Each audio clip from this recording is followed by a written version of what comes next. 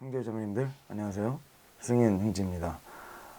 오늘은 1월 3일이고요. 지금 6시 50분입니다.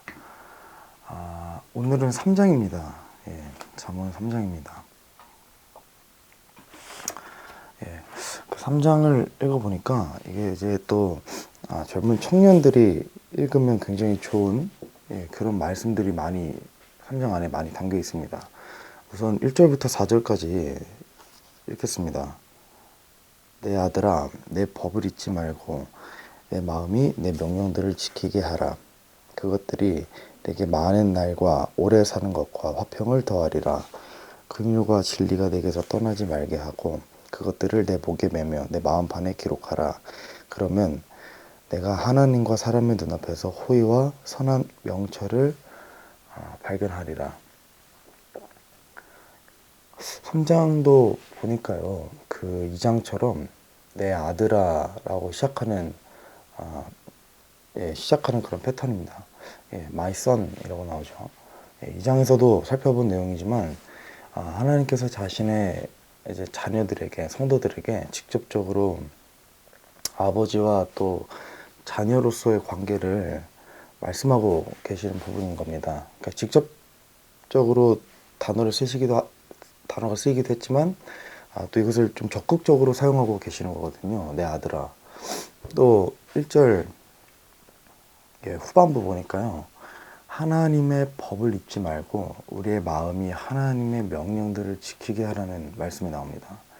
사실 이런 표현이 뭐 잠언에 똑같지는 않지만 비슷하게라도 굉장히 많이 등장하는 걸 알 수 있습니다.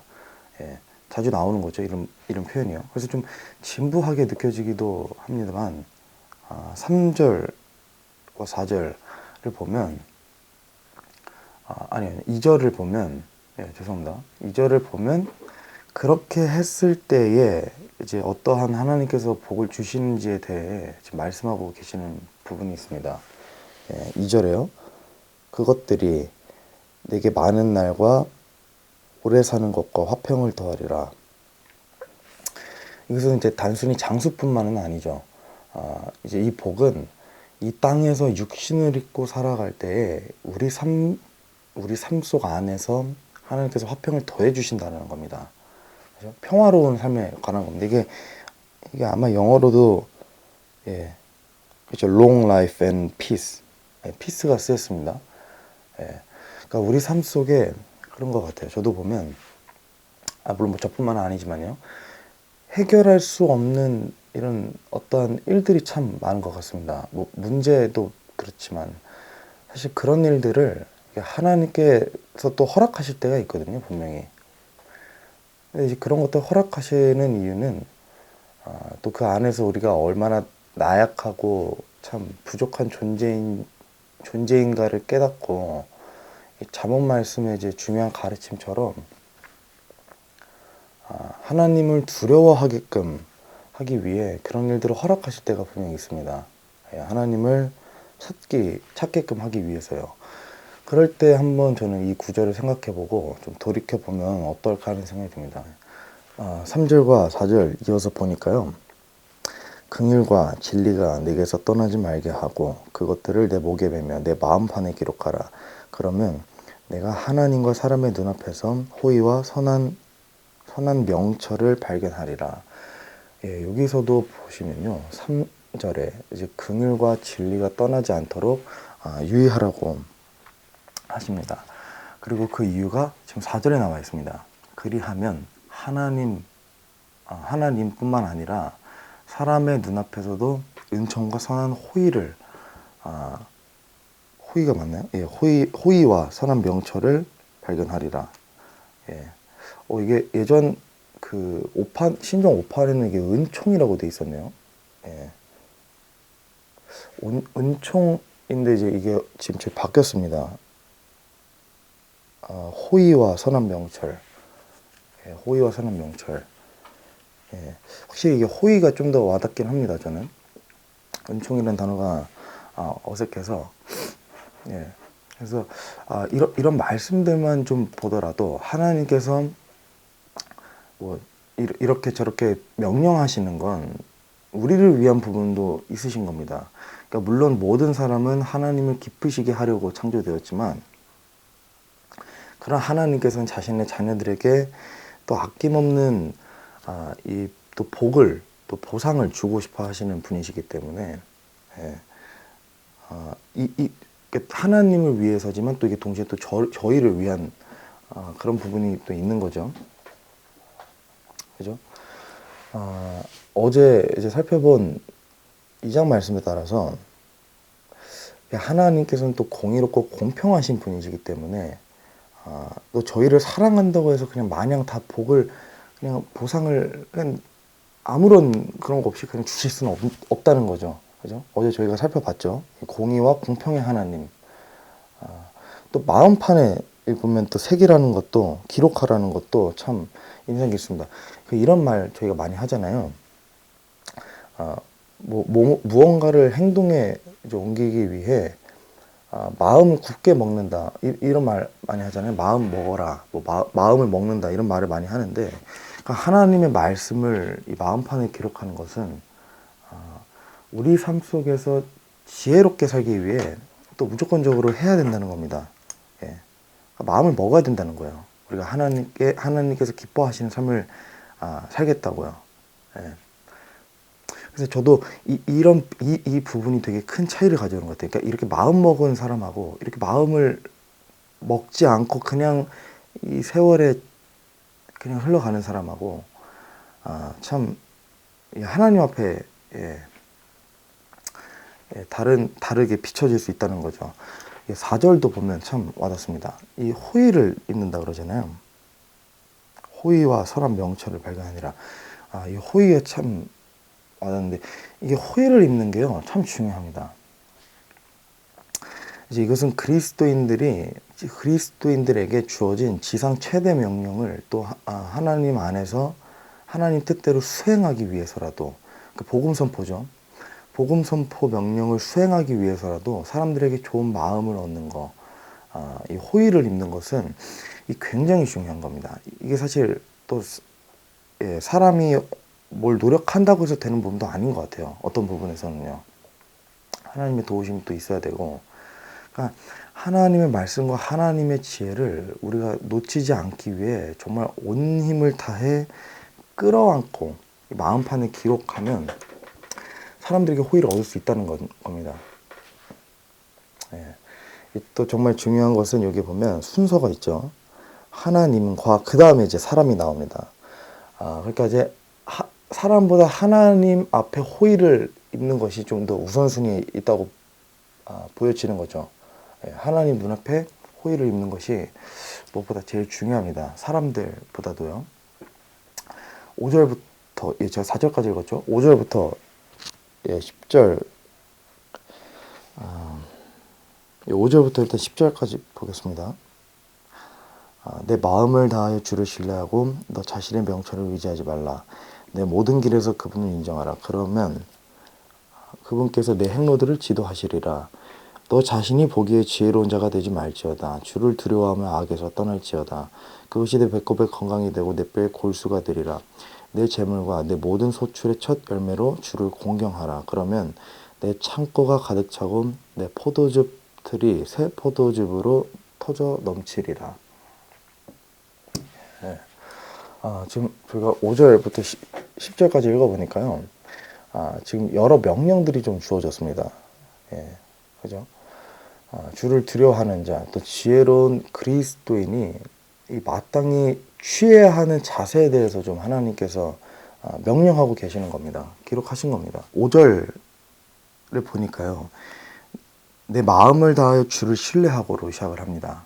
그러니까 하나님을 우리가 정말 모든 삶 속에서, 또 모든 영역에서, 또 모든 부분에서 이 하나님을 마음을 다하여 신뢰하는 것이, 이런 표현이 어떨지 모르겠습니다만 이게 저희를 위한 겁니다.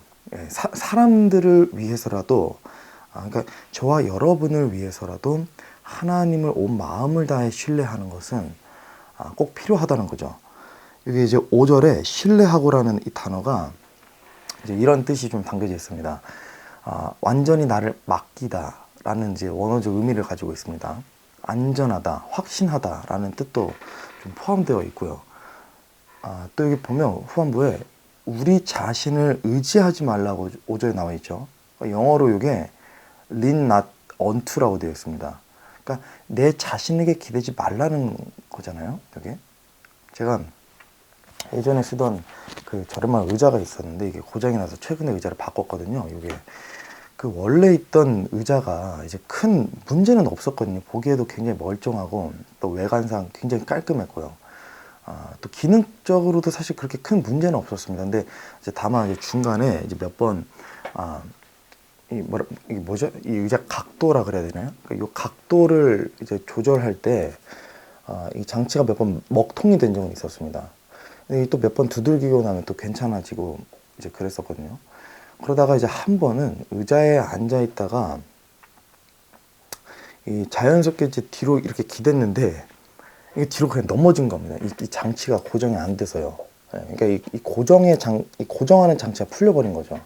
그래서 뒤로 그대로 자빠진 적이 있어요. 제가 최근에 이제 바꿨는데, 그러니까 딱 이런 것 같아요. 그러니까 사람이 아무리 잘나 보여도 딱 이런 고장난 의자 같은 그런 존재인 것 같습니다. 뭐 이게 적절한 비유인지는 모르겠지만요. 그러니까 언제 부서지고 언제 넘어질지 모르는 딱 그런 고장난 의자 같은 존재요. 그러니까 지금 여기서도 5절에서도 보면 너 자신의 명체를 의지하지 말라 그러잖아요. 영어로 또 이게 기대지 말라라고 돼 있어요. 그러니까 이런 고장난 의자 같은 존재에 기대면 넘어질 수밖에 없다고, 다칠 수밖에 없다는 그런 가르침이 또 있는 것 같습니다.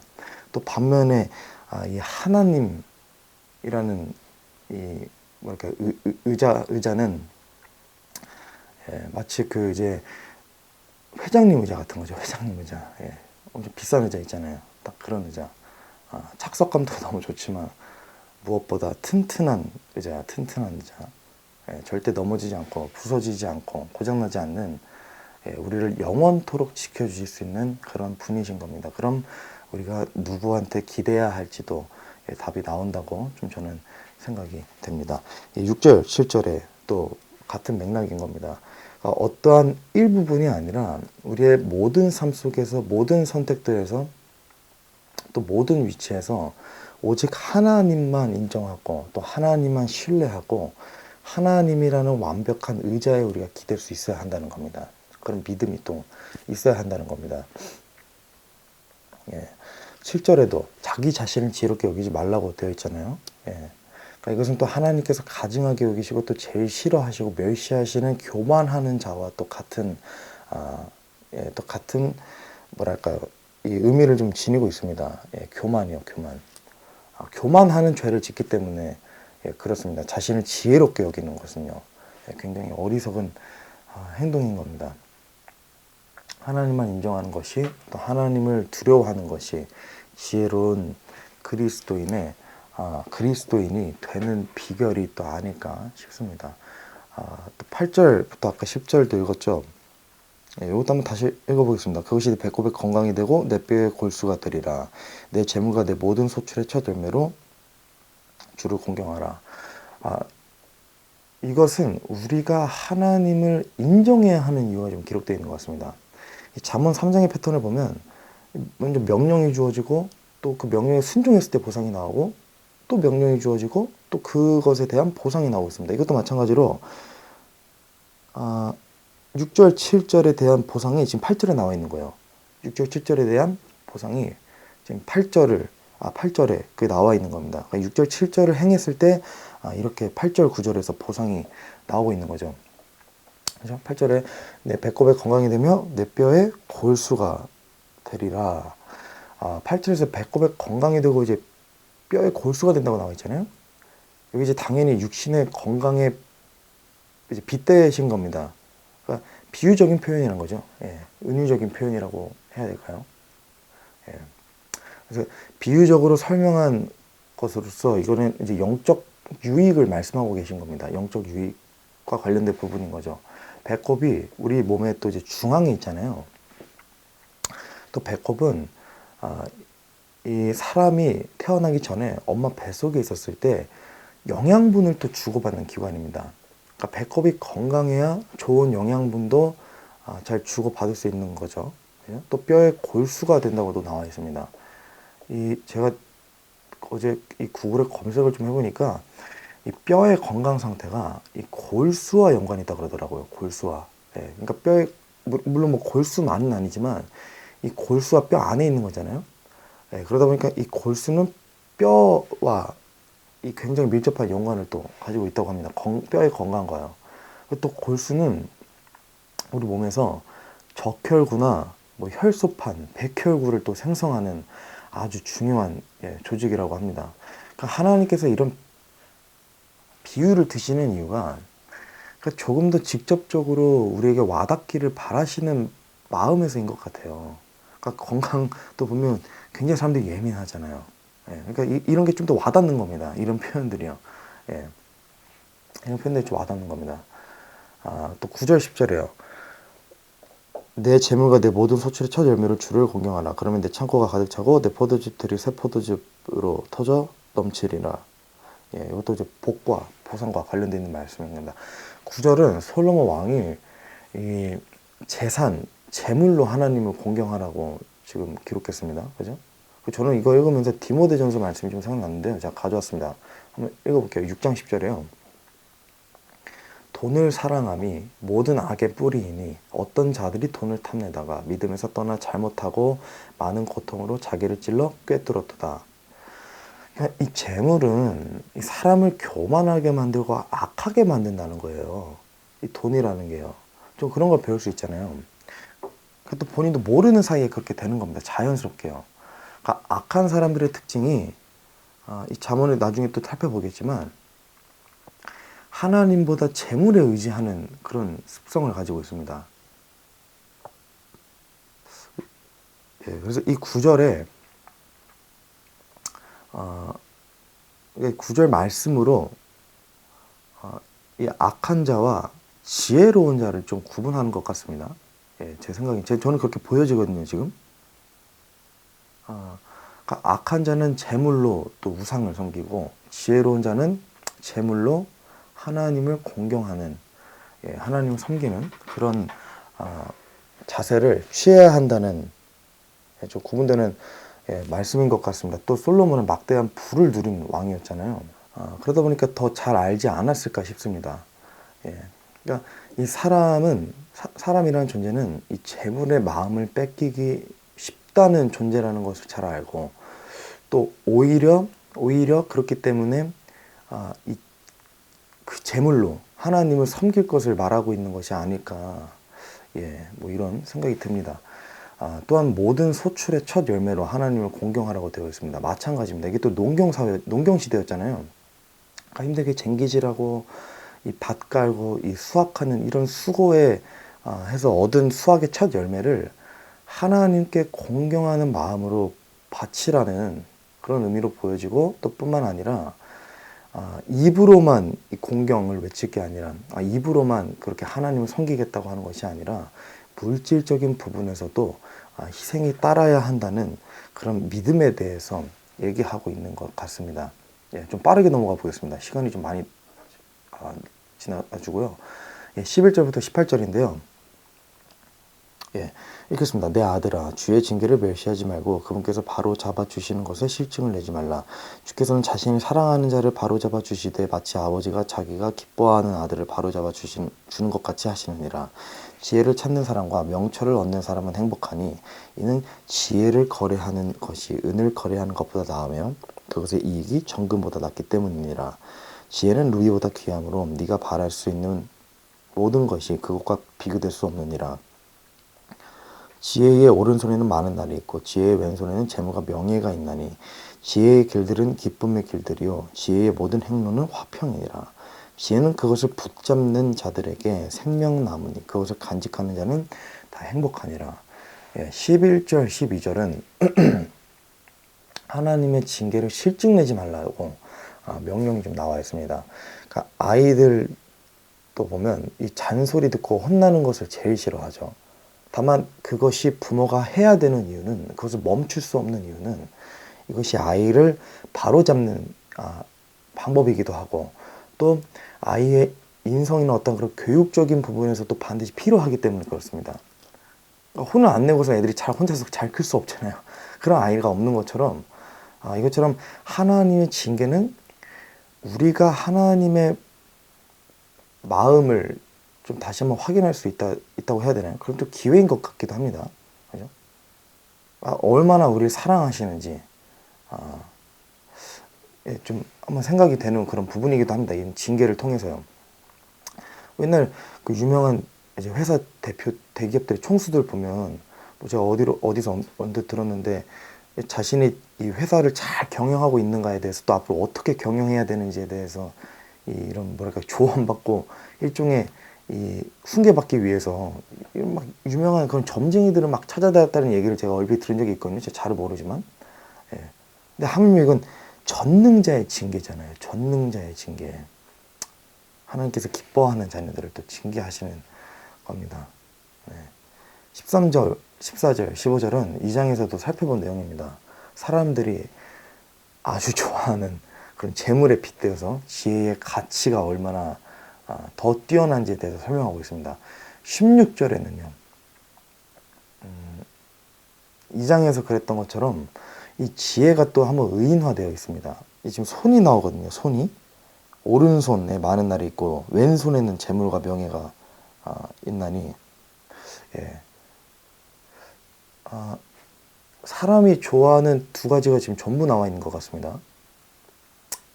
양손에 많은 날과 재물과 명예가 있다고 그러잖아요. 그러니까 이 지혜를 더 갈망하고 더 부지런히 찾고 이것을 얻으려고 노력하라는 그런 가르침으로 보입니다. 예. 18절에 지혜는 그것을 붙잡는 자들에게 생명나무니 그것을 간직하는 자는 다 행복하니라. 이 18절에 생명나무가 나오잖아요. 저도 의아해서 이번에 좀 이걸 찾아보니까 이게 이런 견해가 있습니다. 이게 에덴 동산에 있던 생명나무를 직접적으로 언급하는 것은 아니고 영원한 생명과 어떤 그런 영원한 평안 이런 것에 대한 은유적으로 표현한 해석이 있어서 저는 근데 이게 제일 일리가 있더라고요. 예. 어쨌든 그렇습니다. 19절, 26절 예, 보면요. 주께서는 지혜로 땅에 기초를 놓으시고 명철로 하늘들을 굳게 세우셨으며 그분의 지식으로 말미암아 깊음들이 터져 올랐고 구름들이 이슬을 내리느니라. 내 아들아 그것들을 내 눈에서 떠나지 말게 하고 건전한 지혜와 분별을 지키라. 그러면 그것들이 내 혼의 생명이 되고 내 목에 은혜가 되리니 그러면 내가 내 길에서 안전히 걸을 것이며 내 발이 걸려 넘어지지 아니하리라. 그러면 죄송합니다. 24절이에요. 내가 누울 때에 무서워하지 아니할 것이며 참으로 내가 누울 때에 내 잠이 달리라. 26절까지 읽겠습니다. 갑작스러운 두려움이나 사악한 자들의 황폐하게 하는 일이 올 때 그것을 무서워하지 말라. 주께서 내 확신이 되심으로 내 발을 지켜 거기에 걸려들지 아니하게 하시리라. 제가 24절에서 끊으려고 그랬는데 일단 그냥 26절까지 읽었습니다. 이게 참 아멘입니다. 왜냐면 이 19절에 보시면요. 이게 사실 이 세상에 창조를 엿볼 수 있는 그런 힌트가 되는 구절이 있어요. 그런 표현이 나오잖아요. 그죠? 19절에요. 이 지혜로 땅에 기초를 놓으시고 명철로 하늘들을 굳게 세우셨으며 이 지혜에 대해서 좀 살펴볼 수 있는 겁니다. 잠언을 보시면 아시겠지만 이 지혜를 갈망하고 찾으라는 부분이 좀 계속해서 반복적으로 그런 권면이 좀 나오거든요. 그러니까 솔로몬 왕의 역대 최고의 부를 지니고 있는 솔로몬 왕이 지금 다른 게 아니라 이 지혜에 대해서 강조하는 겁니다. 역대 왕들뿐만 아니라 모든 사람들 중에서 이 지혜와 또 부를 완전히 갖춘 사람이었는데 그런 솔로몬이 이 지혜의 가치에 대해서 이것이 얼마나 중요하고 얼마나 값진 것인지에 대해서 강조하고 있습니다. 이런 견해도 있습니다. 이게 지금 여기 보면 지혜로 지금 땅에 기초를 놓으시고 명철로 하늘들을 굳게 세우시다 그러잖아요. 이건 이제 견해인데요. 제가 부족해서 이것이 맞는지는 모르겠습니다만 나름 또 저는 이게 또 이 잠언에서 얘기하고 있는 바, 또 성경에서 전체적으로 얘기하고 있는 바랑 또 일맥상통하는 부분이 있어서 예, 제가 가져왔습니다. 이 성령님과 예수님이 지혜이자 명철로 보는 겁니다.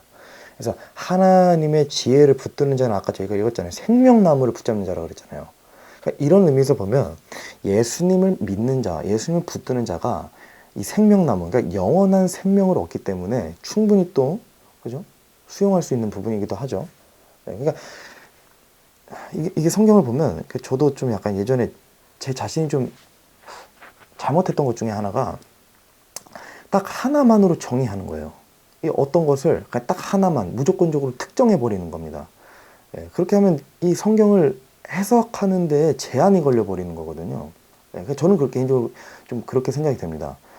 물론 분명하고 확실하게 얘기하고 또 말씀하시고 명령하신 부분들, 또 다른 신학자들 사이에서 이견이 없는 그런 부분들은 이게 성경 말씀을 또 그대로 단일적으로 이렇게 또 하나로서 해석하는 것이, 받아들이는 것이 맞지만 또 구절이나 또 문맥에 따라서 이 해석의 시야를 뭐랄까요, 조금 넓히는 그런 좀 자세도 취해야 되지 않나, 이런 생각이 좀 저는 듭니다. 어쨌든요, 27절부터 마지막까지 읽겠습니다. 마지막이니까 35절이죠.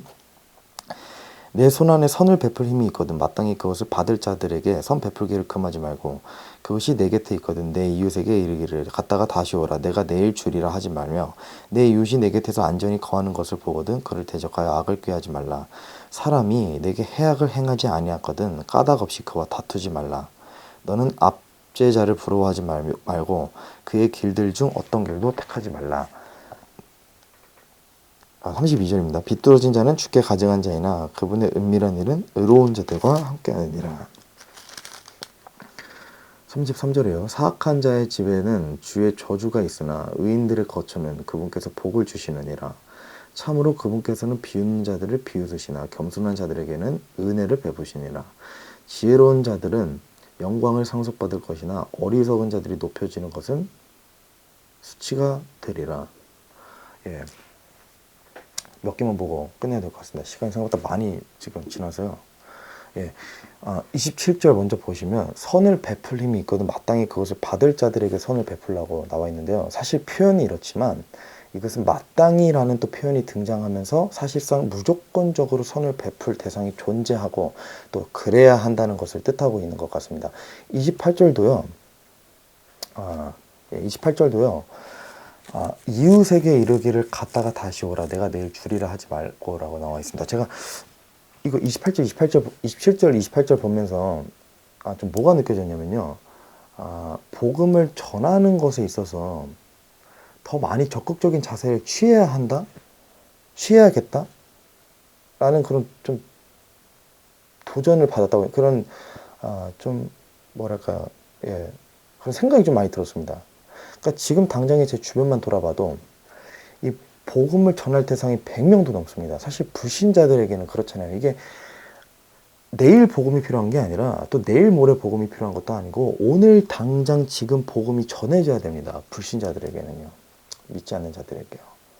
물론 이제 그들이 믿는 것은 하나님께서 또 마음의 문을 열어주시고 또 그들이 믿을 만한 그런 마음이 또 있어야겠지만, 믿음이 있어야겠지만 어쨌든 저희는 내일이 아니라 오늘 당장 복음을 전해야 한다는 사실, 또 요게 지상 최대 명령, 예수님이 그리스도인들에게 주신 지상 최대 명령이라는 사실을 또 인지할 필요가 있습니다.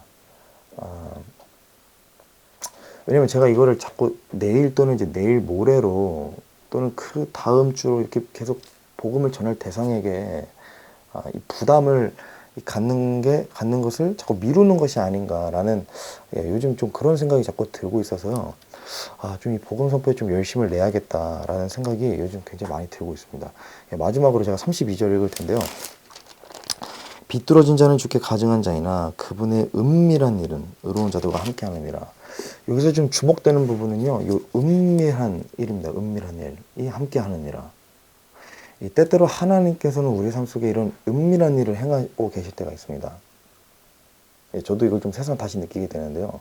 사실 매일같이 이런 은밀한 일이 우리와 함께 있다는 것을 우리가 한번 생각해 볼 필요가 있을 것 같습니다. 그러니까 의로운 자, 이게 즉 구원받은 하나님의 백성들, 성도들입니다. 그러니까 성도들에게는 하나님께서 전능자께서 이 은밀한 일들로 또 함께 하신다라는 거예요. 때때로 제 삶에 뭔가 열매가 보이지 않고 참 눈에 이 많은 것들이 좀 이루어지지 않는 것 같을 때에도 하나님께서는 조용히 은밀하게 함께 하시는 하나님이시라는 사실을 다시 한번 좀 강하게 느끼면서 이 평안과 좀 위로를 받는 그런 구절인 것 같습니다. 오늘 생각보다 시간 많이 지체됐습니다. 잠언 이게 한 장당 분량이 보니까 거의 30절 정도 되는 분량에다가 또 이게 사실 한 구절 한 구절 너무 주옥 같아요. 이게 또 살펴보지 않을 수 없는 구절도 많고 해서 처음에 계획했던 시간보다는 좀 자연스럽게 많이 지체되는 것 같습니다. 제가 내일부터는 조금 더 줄여서 컴팩트하게 좀 줄여서 성도님과 함께 나누도록 하겠습니다. 어쨌든 오늘 하루도 주님 안에서 또 무엇보다 말씀 안에서 거하시는 하루가 되길 소망하고요.